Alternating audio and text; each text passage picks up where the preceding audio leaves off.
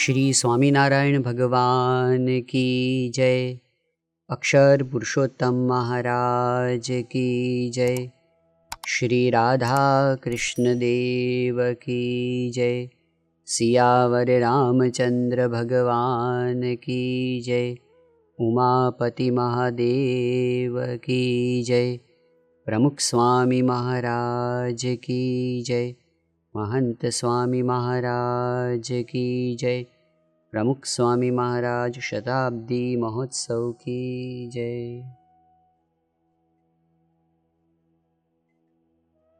संत परम हितकारी जगत माही, संत परम हितकारी। भगवान स्वामी नारायण के महान परमहंस संत कवि सद्गुरुवर्य ब्रह्मानंद स्वामी के इन शब्दों पर हम पिछले 2 दिन से विचार कर रहे हैं। संत हमारी विरासत है। संत क्या है? तो इसको यदि एक शब्द में कहा जाए तो जो इस संसार में केवल देने के लिए आते हैं वे संत हैं। किसी ने ऐसा कहा है कि कुछ न देना और सिर्फ लेना यह आसुरी वृत्ति है। कुछ न देना, सिर्फ लेना यह आसुरी वृत्ति है। फिर कहा कि पहले लेना बाद में देना यह सरकारी नीति होती है। पहले सरकार टैक्स के रूप में लेती है और फिर सुविधा के रूप में देती है। तो पहले लेना फिर देना यह सरकारी नीति होती है। पहले देना और फिर लेना यह व्यापारी नीति होती है। व्यापारी उधार में भी देते हैं मगर बाद में बराबर वसूल करते हैं। पहले देना और फिर लेना यह व्यापारी नीति होती है।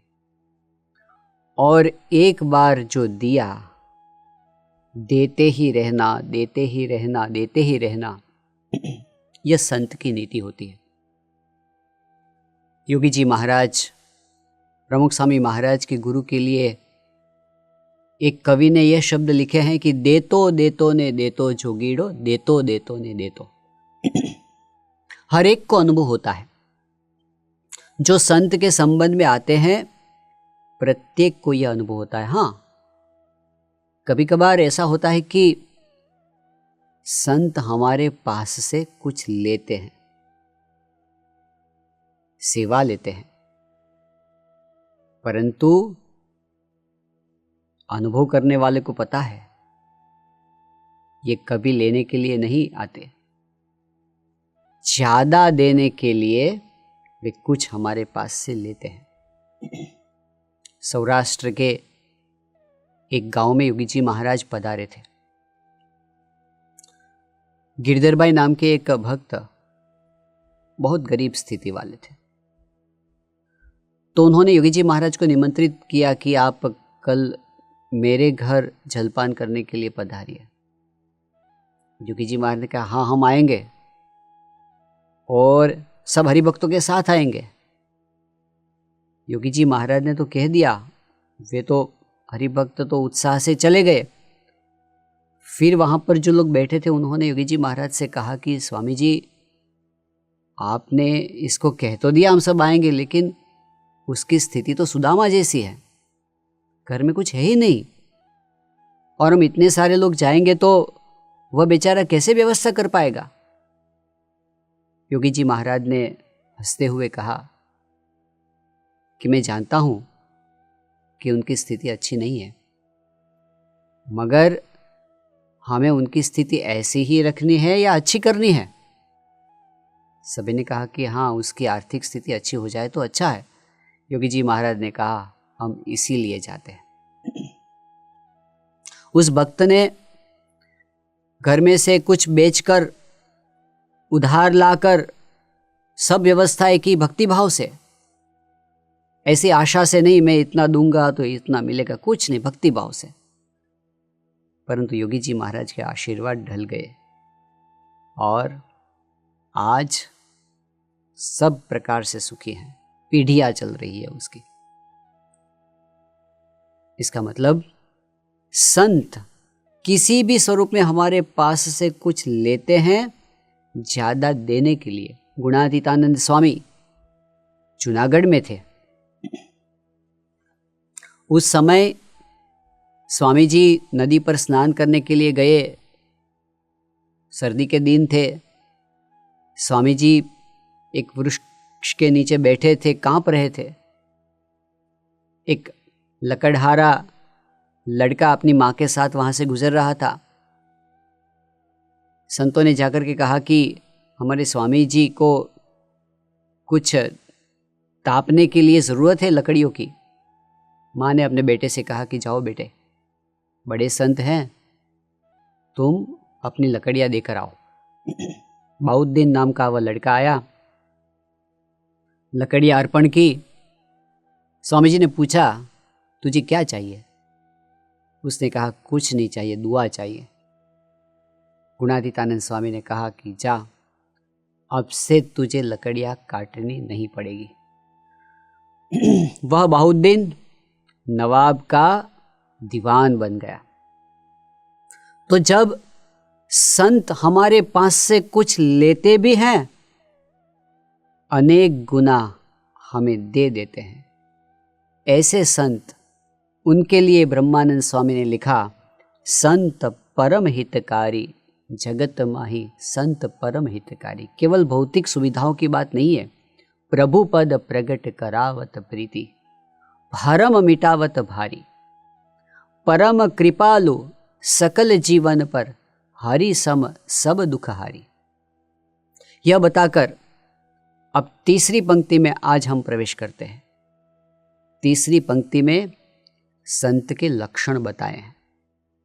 जो संत पवित्र करते हैं इस समाज को, वे संत कैसे होते हैं? टोल्स्टॉय एक बार अपने टेबल पर बैठकर कुछ काम कर रहे थे। उनका नौकर वहां पर आया, हाथ में एक कपड़ा था, भिगो कर लाया था और उस टेबल पर लगाकर पहुंचकर चला गया। जब वह गया तो टोल्स्टॉय ने उसे वापस बुलाया, कहा कि क्या किया तूने? उसने कहा कि मैंने टेबल साफ किया। टोल्स्टॉय ने कहा, टेबल साफ किया या ज्यादा गंदा किया? वह कपड़ा इतना गंदा था कि टेबल साफ होने के बदले गंदा हो गया था। टोल्स्टॉय ने कहा कि टेबल साफ करने से पहले कपड़ा साफ करने की आवश्यकता होती है। समाज को जो सुधारने के लिए जाते हैं, पहले अपने आप को सुधारने की आवश्यकता होती है। The greatest, the highest and the noblest contribution that man can make for the benefit and welfare of mankind is his pure and spotless character. कोई भी व्यक्ति समाज को सबसे बड़ा योगदान क्या कर सकती है? अपने जीवन की पवित्रता सबसे पहला और सबसे बड़ा योगदान है। और संत की विशेषता यही है, उनका चरित्र समाज के लिए संजीवनी जैसा बन जाता है। इसीलिए महर्षि अरविंद जी ने एक बार ऐसा कहा था कि one man's perfection can improve the whole world. Rabindranath Tagore ji ने ऐसा ही वाक्य कहा था, one man's purity can save the whole world. एक मनुष्य की पवित्रता विश्व को बचा सकती है। वह एक मनुष्य संत कहलाते हैं। तो संत परम हितकारी जगत माही, संत परम हितकारी। वे कौन से संत हैं? तो तीसरी पंक्ति में ब्रह्मानंद स्वामी बताते हैं, त्रिगुणातीत फिरत तनु त्यागी, रीत जगत से न्यारी। त्रिगुणातीत, यह गुणातीत संत की बात है। सत्वगुण, रजोगुण, तमोगुण, माया के गुणों से परे रहने वाले संत इस धरातल पर जब विचरते हैं, फिरत तनु त्यागी। भगवान स्वामीनारायण ने वरताल प्रकरण के 11वें वचनामृत में ऐसे गुणातीत संत की महिमा बताई है। इसमें कहा है कि संत की महिमा समझना मनुष्य के, साधारण मनुष्य के बस की बात नहीं है। वे त्रिगुणातीत, 3 देह 3 अवस्था से परे रहने वाले होते हैं। उनकी महिमा समझने के लिए उनके जैसी आध्यात्मिक स्थिति को प्राप्त करनी पड़ती है। जब तक उनकी जैसी स्थिति है वैसी स्थिति हमारी न हो जाए, तब तक सही अर्थ में हम संत को नहीं समझ पाते। और फिर कहा, जब तक उनकी महिमा को नहीं समझ पाते तब तक उनके जैसी स्थिति भी नहीं होती। फिर रास्ता बताया, संत के साथ प्रीति हो जाए और इससे विश्वास होने लगे तो संत की महिमा समझना और संत के जैसी स्थिति को प्राप्त करना दोनों हो सकता है। योगी जी महाराज लंदन में विराजमान थे 1970 में। एक पत्रकार ने प्रश्न पूछा, इस संसार में आप कैसे रहते हैं? योगी जी महाराज ने कहा, जल कमलवत। जैसे कमल पानी में रहते हुए भी निर्लेप रहता है, जल कमलवत। तो पत्रकार ने पूछा, हमें कैसे पता चले कि आप जल कमलवत रहते हैं?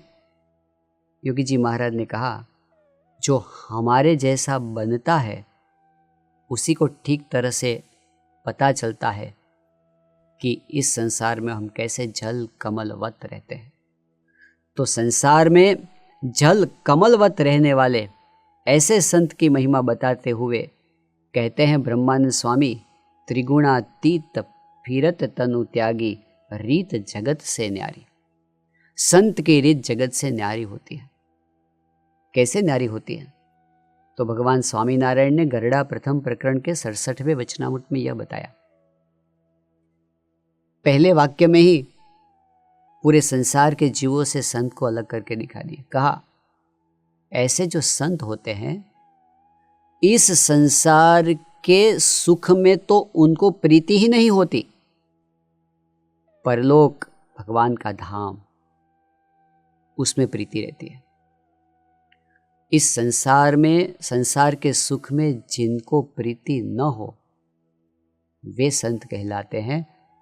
सब जीवों से संत इस प्रकार से अलग हो जाते हैं और भगवान के साथ उनकी दृढ़ प्रीति होती है। संसार के सुखों से विरक्त और परमात्मा में अत्यंत आसक्त ऐसे संत की जीवन शैली कैसी होती है?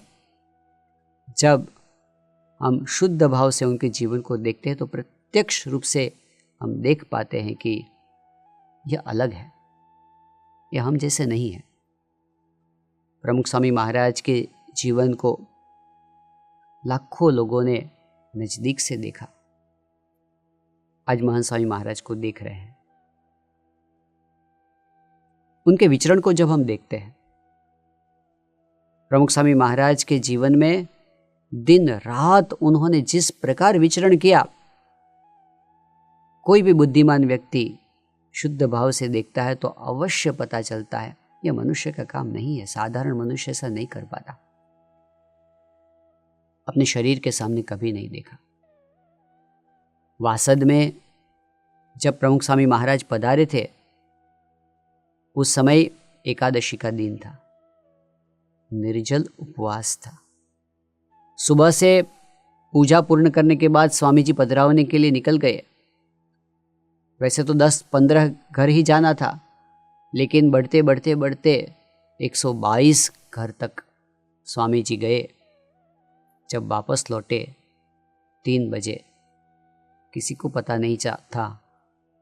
जब वापस लौटे 3 बजे, तब लोगों को पता चला कि प्रमुख स्वामी महाराज के शरीर में तो 102 डिग्री बुखार है, ज्वर है। फिर भी उपवास चालू रखा, फिर भी पत्र लेखन चालू रखा। शाम को वहां से निकलकर ओड और बरोड़ा नाम के गांव में जाकर तीसरे गांव सुंदलपुरा पहुंचे। रात को 9 बजे वहां पहुंचकर सभा की। रात को 11:30 बजे तक सभा चली। वहां से लौटकर भगवान की चेष्टा का गान किया, चरित्र का, और 12 बजे सोने के लिए गए। यह एक दिन की बात नहीं है। तो उन्होंने अपने जीवन में जिस प्रकार से विचरण किया है, उसको देखते अवश्य पता चलता है ये देहातीत स्थिति वाले कोई संत होते हैं, वही ऐसा विचरण कर सकते हैं। महान स्वामी महाराज ने भी प्रमुख स्वामी महाराज के समय में बहुत विचरण किया। सन 1997 में न्यूजीलैंड पधारे थे, वेलिंगटन शहर में गए थे। दिन भर का विचरण और सत्संग का कार्यक्रम था।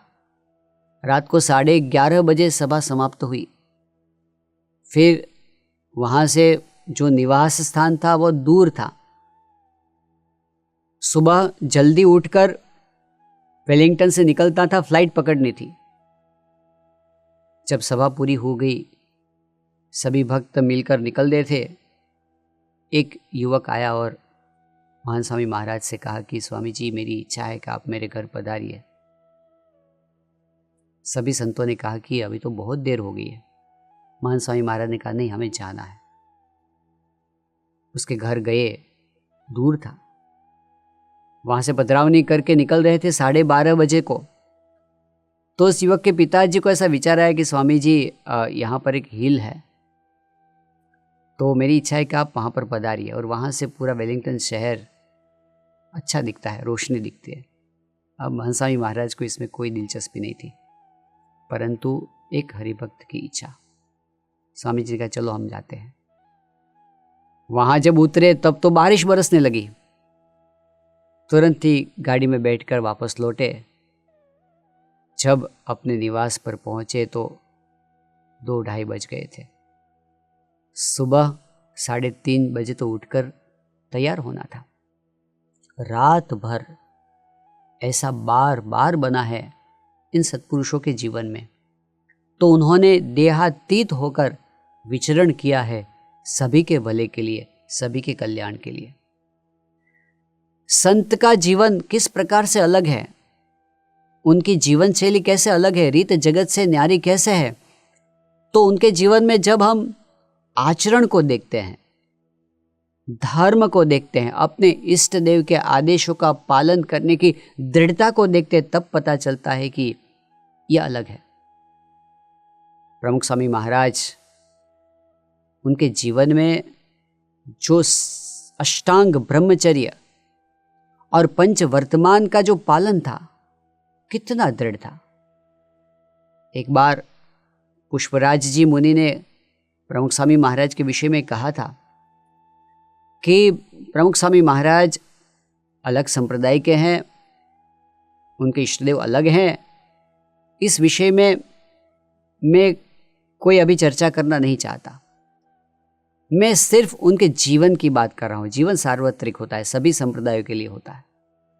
कहा कि मैं उनके जीवन की बात करता हूँ, तो उन्होंने जो ब्रह्मचर्य व्रत का पालन किया है आज तक, पूरे विश्व में जितने भी नैष्ठिक ब्रह्मचारी हैं, उनमें मैं प्रमुख स्वामी महाराज को प्रथम स्थान पर मानता हूँ। इसमें कोई अतिशयोक्ति नहीं है, यह सभी का अनुभव था।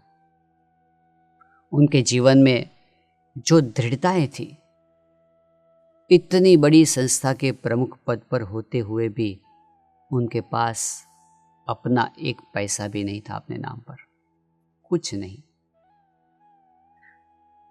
परिवार को जब छोड़ दिया, त्यागी बन गए, पूरे विश्व को अपना परिवार बना दिया, फिर अपने परिवार के सामने मुड़कर नहीं देखा।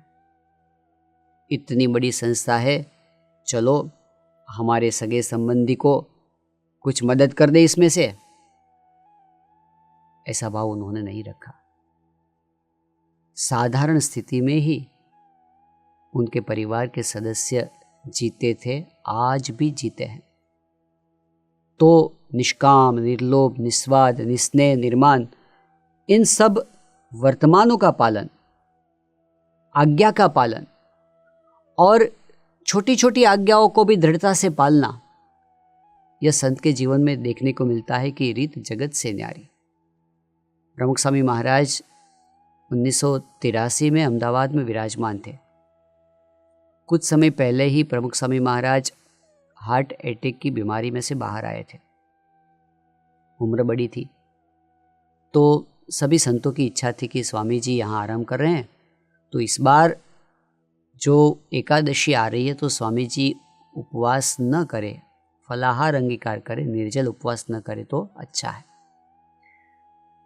प्रमुख स्वामी महाराज से विनती की। स्वामी जी ने कहा नहीं, मैं अच्छा हूँ और मैं उपवास करूँगा।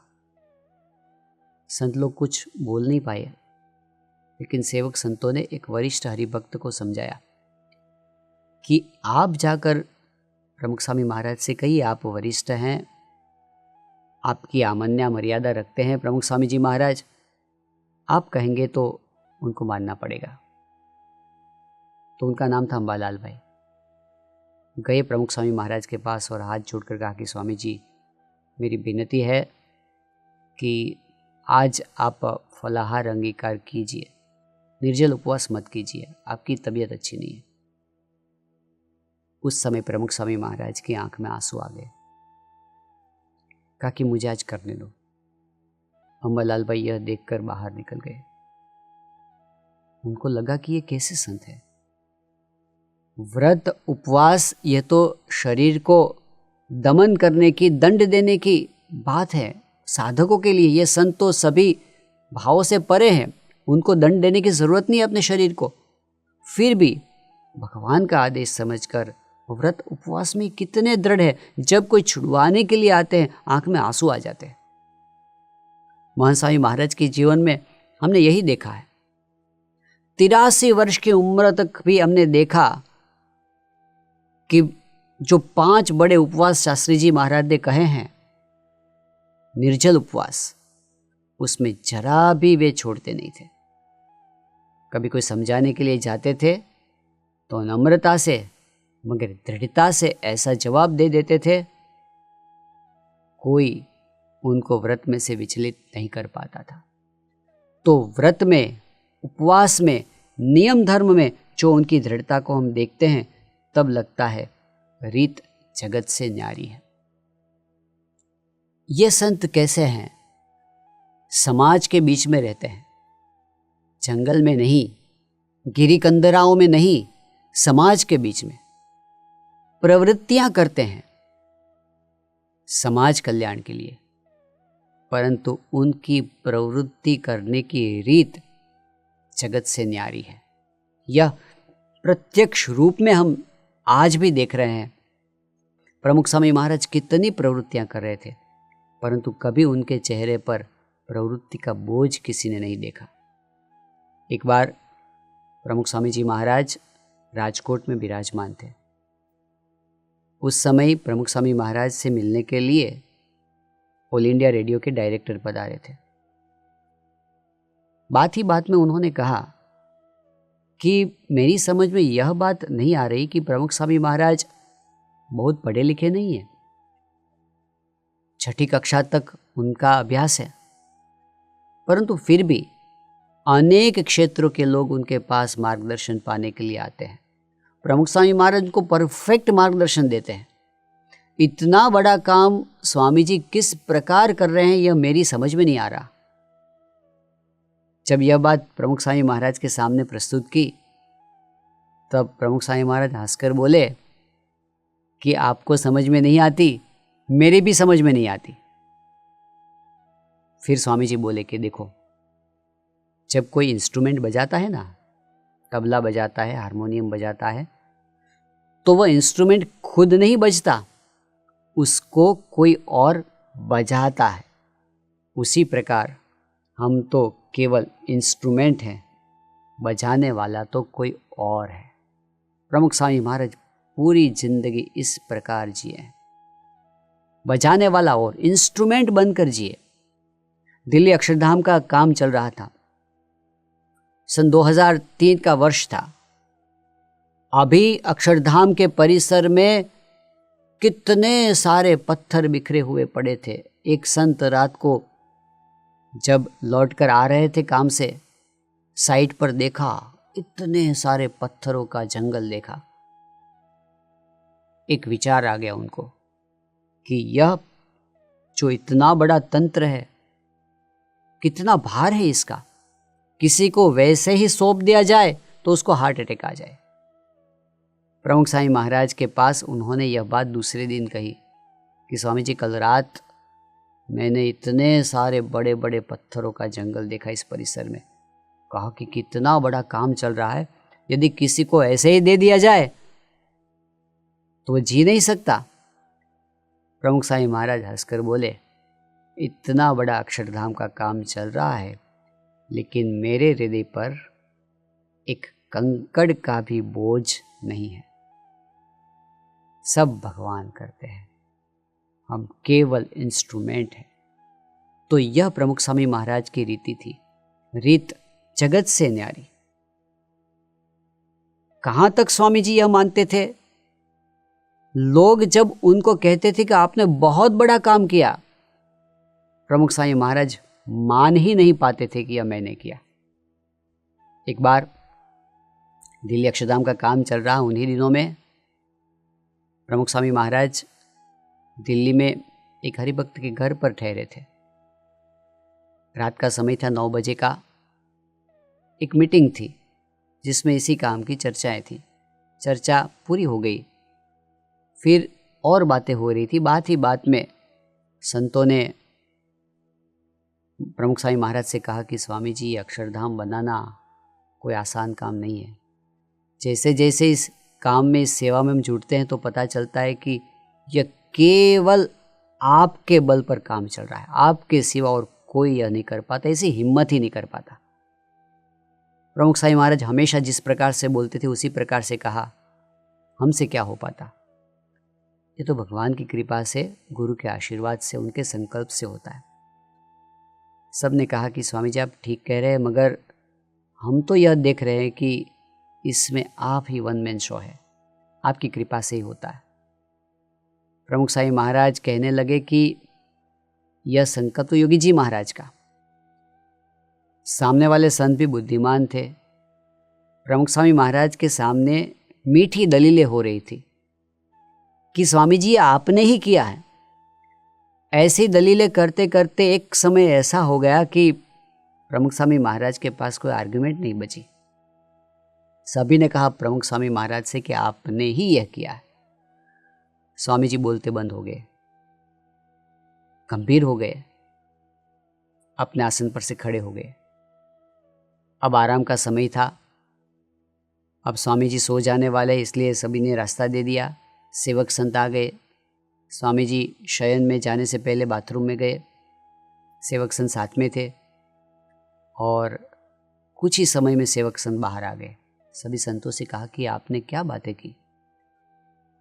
प्रमुख स्वामी महाराज की आंखों में आंसू है और अकेले अकेले बाथरूम में बोल रहे हैं कि मैंने यह नहीं किया, ये तो गुरु की और भगवान की कृपा से हो रहा है, ये क्यों नहीं समझ पाते। जो अपनी कर्तृत्व शक्ति को भगवान से समर्पित करके केवल भगवानमय होकर जीते हैं, ऐसे संत जगत से न्यारे होते हैं। बोझ कैसे लगेगा उनको, उनको प्रशंसा का भी बोझ नहीं है। महान स्वामी महाराज के जीवन में हमने यही देखा, इतनी बड़ी संस्था का संचालन आज कर रहे हैं, मगर इतने हल्के, जैसे कोई चिंता ही नहीं उनको। हाँ, जिम्मेदारी से व्यवहार करते हैं, सूचनाएं देते हैं, उसमें वे समय आने पर योग्य मार्गदर्शन करते हैं, सभी के रिपोर्ट लेते हैं, मगर जैसे बिल्कुल निर्लेप। भगवान में ही खोए हुए। गोंडल में 2 वर्ष पहले अक्षरदेरी का सार्ध शताब्दी महोत्सव चल रहा था।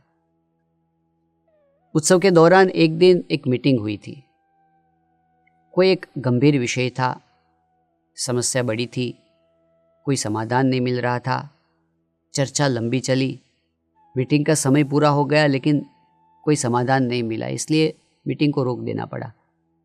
ऐसा तय किया कि इस विषय में शाम को फिर से मिलेंगे। महान स्वामी महाराज भोजन के लिए पधारे। भोजन में बैठने से पहले स्वामी जी ने कहा कि नारायण मुनि स्वामी को बुलाओ। जो मीटिंग में उपस्थित थे उनको लगा कि शायद स्वामी जी उसी विषय में कुछ सुझाव देना चाहते हैं, इसलिए संत को बुला लिया। भोजन के बाद जब स्वामी जी अंदर गए, तुरंत वे संत अंदर गए और कहा कि स्वामी जी आपने मुझे याद किया था। महान स्वामी महाराज बोले कि हाँ। कहा क्या काम था?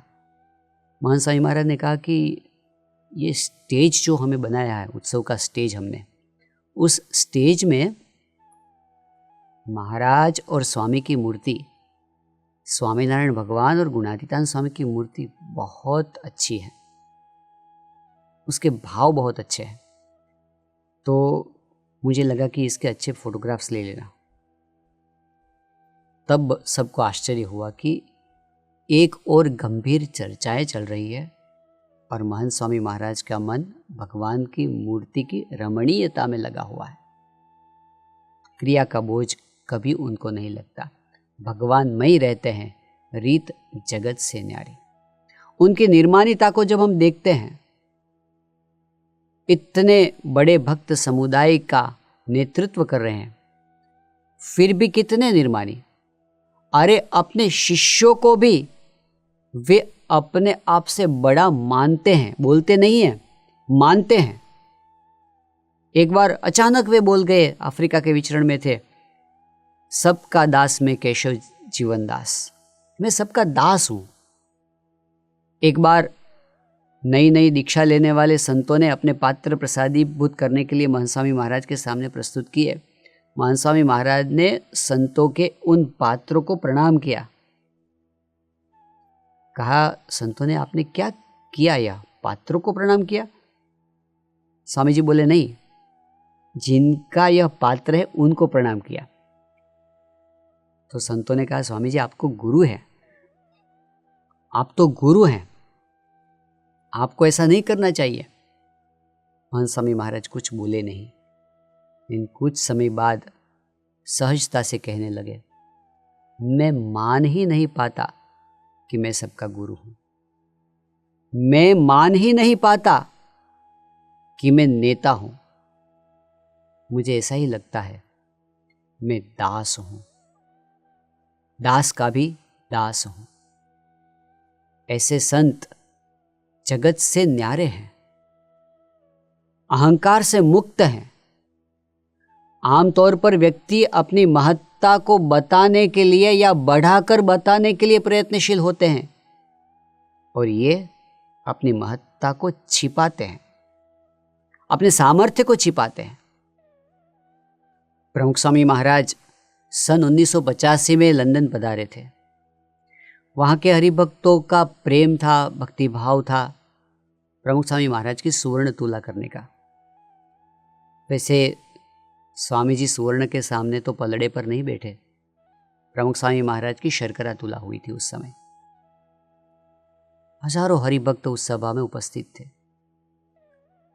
अब उत्सव की तैयारियां चल रही थी, तब एक समस्या यह आई कि वहाँ के हवामान मथकों ने यह घोषित किया कि सुवर्ण तुला के दिन ही, मतलब 20 जुलाई के दिन ही बहुत भारी बारिश होने वाली है। अब उत्सव तो खुले मैदान में था, यदि बारिश आती तो सब कुछ बिगड़ जाता। सभी भक्तों ने प्रार्थना की प्रमुख स्वामी महाराज से कि स्वामी जी आप कृपा करना, बारिश ना आए। स्वामी जी ने कहा चिंता मत करना, हम भगवान से प्रार्थना करते हैं। और सच में वहाँ पर उपस्थित हजारों लोगों ने यह अनुभव किया कि उस दिन बारिश हुई, पूरे लंदन में भारी बारिश हुई, आसपास के प्रदेश में विस्तार में भी हुई, परंतु जिस स्थान पर यह उत्सव हो रहा था, क्यूपीआर स्टेडियम, वहां पर पानी की एक बूंद तक नहीं। यह आश्चर्य था, यह चमत्कार था। सभी को यह अनुभव हुआ कि यह बहुत बड़ा चमत्कार है। उत्सव धूमधाम से संपन्न हुआ। स्वामी जी जब उत्सव के बाद भारत पधारे, मुंबई में स्वागत सभा हो रही थी। इस सभा में एक संत ने प्रवचन करते हुए कहा कि इस बार तो प्रमुख स्वामी महाराज ने अपना प्रताप दिखाया। उनके आशीर्वाद से पूरे लंदन में बारिश थी, लेकिन क्यूपीआर स्टेडियम में एक बूंद तक नहीं थी। प्रमुख स्वामी महाराज ये सुन रहे थे। जैसे ही उनकी बात पूरी हुई, प्रमुख स्वामी महाराज ने कहा कि आप लोग ये चमत्कार की बात कर रहे हैं, तो दूसरी चमत्कार की बात तो आप करते ही नहीं है। सबको लगा कि स्वामी जी कौन सा चमत्कार कहने वाले हैं। स्वामी जी ने कहा कि देखो, भारत में बारिश नहीं थी और उसके लिए हमने वहां पर कितनी धून प्रार्थना की थी, फिर भी बारिश नहीं आई। इस चमत्कार की बात तो तुम लोग नहीं करते। प्रमुख स्वामी महाराज ने ऐसे तर्क के द्वारा संत की बात पर पानी फिरा कर कहा कि देखो, जो भी होता है भगवान की इच्छा से होता है। हम तो प्रार्थना करते हैं, भगवान दयालु है, कृपालु है, तो उनकी इच्छा से सब कुछ होता है। यदि वे नहीं चाहते तो कुछ नहीं होता। संत कभी अपने सामर्थ्य का बोझ भी अपने ऊपर नहीं रखते, अपने गुणों को छिपाते हैं, अपनी शक्ति को छिपाते हैं, अपनी महत्ता को छिपाते हैं। महान स्वामी महाराज जब उनकी उम्र सिर्फ 19 वर्ष की थी, साधु बनने से पहले किशोर अवस्था में, उस समय योगी जी महाराज ने उन्हें कहा था कि आपके द्वारा भगवान इस पृथ्वी पर प्रकट रहने वाले हैं। 1952 में योगी जी महाराज ने यह बात कही थी। महान स्वामी महाराज ने किसी को यह नहीं बताया। योगी जी महाराज के धाम गमन के बाद प्रमुख स्वामी महाराज की छत्रछाया में उन्होंने योगी जी महाराज की आज्ञा के अनुसार सेवा की, प्रमुख स्वामी महाराज की आज्ञा के अनुसार सेवा की। गुरु प्रमुख स्वामी महाराज की छत्रछाया में अपने आप को छिपाकर ही रखा। और जब प्रमुख स्वामी महाराज ने महान स्वामी महाराज को धुरा सौंपी, यहाँ से विदा हुए, उसके बाद इतने वर्षों तक, 50-60 वर्षों तक उन्होंने अपने मुंह से एक बार भी यह बात नहीं बताई, योगी जी महाराज ने मुझे यह कहा है। तो अपने सामर्थ्य को, अपने गुणों को, अपनी महत्ता को, अपने स्वरूप को छिपा कर रखने वाले संत जगत से न्यारे हैं। लोग अपनी महत्ता प्रकट करने में मानते हैं, ये अपनी महत्ता को छिपाने में मानते हैं। और इन सब के बीच संत की विलक्षणता देखिए। अनेक प्रकार की प्रवृत्तियां, अनेक प्रकार के मान सम्मान, उसके बीच वे अपने लक्ष्य को कभी नहीं भूलते। उनका निशान, दिल्ली अक्षरधाम का उद्घाटन हुआ, देश विदेश से अनेक महानुभाव आए और सभी ने इस अक्षरधाम की प्रशंसा करते हुए कहा कि यह अद्भुत कार्य है, यह विश्व के अजायबी है। किसी ने कहा यह तो साक्षात विश्वकर्मा यहाँ आ गए क्या। कहा कि ब्रह्मा को भी शायद ईर्ष्या होगी। ये बड़े बड़े संतों ने, महानुभावों ने प्रमुख स्वामी महाराज के कार्य को अंजलि दी। प्रमुख स्वामी महाराज उस सभी के बीच स्थिर थे। डॉक्टर सुब्रमण्यम आए थे अमेरिका से, अभिभूत हो गए। प्रमुख स्वामी महाराज से मिलकर कहा कि स्वामी जी आपने तो कमाल कर दिया। फिर उन्होंने गंभीरता से एक प्रश्न पूछा कि स्वामी जी, अक्षरधाम तो अल्टीमेट बन गया। अब मेरे मन में यह विचार आता है कि what is your next project. अब क्या करने वाले हैं आप? यह जो बना दिया आपने। डॉक्टर सुब्रमण्यम का प्रश्न सुनकर सभी के कान सतेज हो गए कि स्वामी जी क्या उत्तर दे रहे हैं। तब प्रमुख स्वामी महाराज ने धीरे से कहा कि देखो साहब, हमारा एक कायमी प्रोजेक्ट है और एक ही प्रोजेक्ट है, भगवान का भजन करना और कराना। इसके सिवा हमारा कोई प्रोजेक्ट है ही नहीं। ये जो भी काम दिखते हैं वह उसके अंगभूत हैं, सहजता से हो जाते हैं। अब जिन सिद्धियों के लिए लोग लालायित रहते हैं, वे सिद्धियां उनकी दृष्टि में ही नहीं, उनकी दृष्टि में भगवान ही है, भक्ति ही है। वे अपने लक्ष्य से कभी विचलित नहीं होते। ऐसे संत को अंजलि देते हुए ब्रह्मानंद स्वामी अंतिम पंक्ति में कहते हैं, ब्रह्मानंद कहे संत की सोबत मिलत है प्रगट मुरारी। ऐसे संत मिल गए तो प्रगट भगवान मिल गए। भगवान स्वामीनारायण ने वचनामृत में बार बार यह बात बताई है। गरुड़ा प्रथम प्रकरण के 27वें वचनामृत में बताया, ऐसे जो संत होते हैं उनकी आंख में देखने वाले भगवान होते हैं। ये जब देखते हैं तो संत नहीं देखते, भगवान उनकी आंखों में रहकर हमको देखते हैं। वे जब चलते हैं तो वे नहीं चलते, ऐसे संत के पाँव में चलने वाले भगवान होते हैं। उनकी हर इंद्रिय में भगवान का निवास होता है। ऐसे संत जगत के आधार रूप हैं। भगवान स्वामीनारायण कहते हैं गरुड़ा प्रथम के 37वें और सारंगपुर प्रकरण के 10वें वचनामृत में कि ऐसे संत के दर्शन जब होते हैं, समझ लो हमें भगवान के दर्शन हो गए। धाम में भगवान विराजमान है, अणु अणु में भगवान विराजमान है, हमारी अंतरात्मा में अंतर्यामी रूप से भगवान विराजमान है। वे भगवान आज महंत स्वामी महाराज जैसे संत के स्वरूप में साक्षात विचरण करते हैं। ब्रह्मानंद कहे संत की सोबत मिलत है प्रगट मुरारी। ये प्रगट भगवान की प्राप्ति की धन्यता संत के सत्संग में, संत के समागम में हमें प्राप्त होती है। ऐसे संत का सत्संग, उनके साथ रहना, यह जीवन की धन्यता। कैसे हम साथ रह सकते हैं? संत के दर्शन, संत की कथा का श्रवण, जब भी इसका योग हो तब अवश्य सत्संग करना चाहिए, क्योंकि इससे हमारा हृदय पवित्र हो जाता है, तप्त हृदय शांत हो जाता है। परंतु कभी कभार ऐसा होता है कि संत भिन्न स्थान पर हैं, हम अलग स्थान पर हैं, साक्षात योग बार बार नहीं हो पाता। परंतु संत का सत्संग केवल स्थूल दृष्टि से साथ में रहना नहीं है। ये संत ऐसे होते हैं दूर रहकर भी हमारे साथ रह सकते हैं। तो इसके लिए प्रार्थना और स्मृति साधन बन जाते हैं। यह पहला साधन है। स्मृति और प्रार्थना से दूर होते हुए भी संत हमारे साथ आ जाते हैं। प्रमुख स्वामी महाराज ने एक बार एक हरिभक्त से कहा था कि मैं तुमको दररोज मिलता हूं, हर रोज तुम्हारी पूजा में आकर मिलता हूं। तो ऐसे संत जब हम पूजा में उनको याद करते हैं तो वे आ जाते हैं प्रत्यक्ष। एक संत ने महंत स्वामी महाराज से पत्र लिखा था, कहा कि स्वामी जी बार बार मैं आपसे मिल नहीं पाता, इसलिए जो कुछ कहना हो मैं आपको पूजा में कह देता हूं।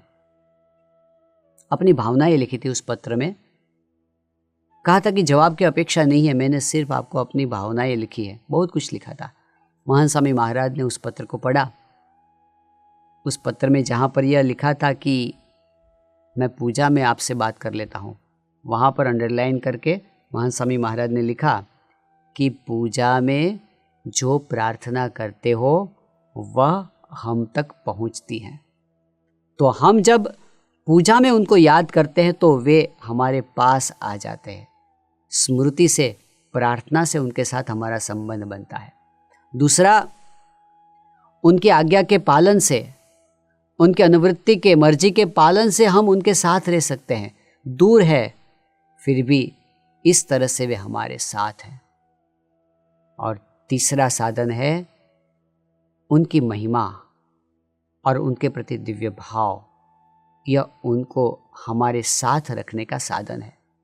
भगवान स्वामीनारायण ने वचनामृत में बताया, गरुड़ा अंत्य प्रकरण का दूसरा वचनामृत, कहते हैं जैसे परोक्ष भगवान के स्वरूप में प्रतीति हमें होती है, वैसे ही प्रत्यक्ष गुरु रूप हरि में हमें प्रतीति हो जाए। जितने भी साधन लिखे हैं, जितने भी अर्थ प्राप्त करने हैं, वह सभी अर्थ इसी में सिद्ध हो जाते हैं। आध्यात्मिकता के उच्चतम शिखर पर पहुंचने का एक सरलतम रास्ता क्या? संत के प्रति हमें प्रतीति हो जाए कि ये संत मनुष्य दिखते हैं, मनुष्य नहीं है। श्वेताश्वतर उपनिषद ने बताया, यस्य देवे परा भक्ति यथा देवे तथा गुरु तस्येति कथिता यर्था प्रकाशन्ते महात्मना। संत के प्रति भगवान जैसा भाव यदि हो जाए तो यहीं पर हमें भगवान का सुख प्राप्त संत के समागम में, संत के सत्संग में प्राप्त हो सकता है। तो ऐसे संत हमारे बीच विचरण करते हैं, यह हमारा परम सौभाग्य। ब्रह्मानंद स्वामी ने आज से 200 वर्ष पूर्व संत के जो लक्षण बताए, संत की महिमा का जो गान किया, वे संत आज हमारे बीच महान स्वामी महाराज के रूप में विचरण करते हैं।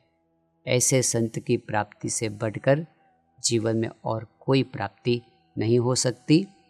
तो भगवान को पाने का हमारा लक्ष्य सिद्ध कराने वाले ऐसे संतवर्य, ऐसे गुरुवर के चरणों में हम प्रणिपात करते हैं और उनसे यही प्रार्थना करते हैं कि आपने जिस प्रकार अपने गुरुदेव में भगवान के दर्शन किए, जिस प्रकार से उनकी सेवा की और उनकी प्रसन्नता को प्राप्त किया, उसी प्रकार से हम भी अपने गुरुदेव में भगवान के दर्शन पाकर उनकी अनुवृत्ति आज्ञा का पालन करके उनकी प्रसन्नता के अधिकारी बन पाए।